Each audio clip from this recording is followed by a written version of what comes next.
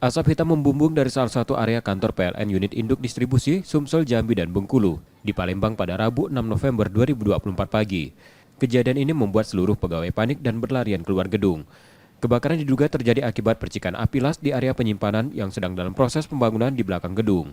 Kepala Pos Pemadam Kebakaran Kecamatan Kemuning menjelaskan, yang terbakar adalah sebuah water tank. Api kemungkinan berasal dari percikan api las. Saat api mulai membesar, petugas pemadam langsung dikerahkan.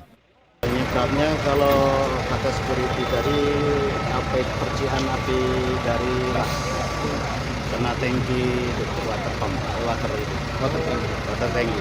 Jadi terbakar apa saja tadi Pak? Water tangki yang terbakar. Untuk kondisinya seperti apa? Kondisinya habis, jadi terbakar hangus semua.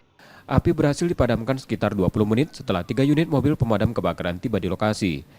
Meskipun kebakaran menyebabkan beberapa kaca gedung pecah, tidak ada korban jiwa dalam insiden tersebut.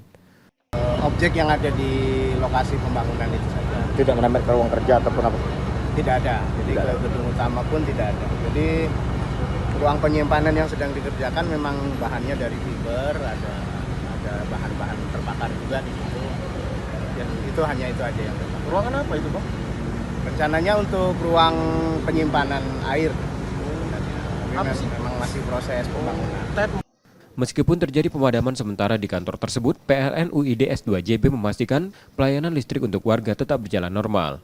Pihak PLN juga menegaskan tidak ada kerugian signifikan akibat kebakaran ini. Rizky Oktora, Mokles Diferensial, Kompas TV, Palembang, Sumatera Selatan.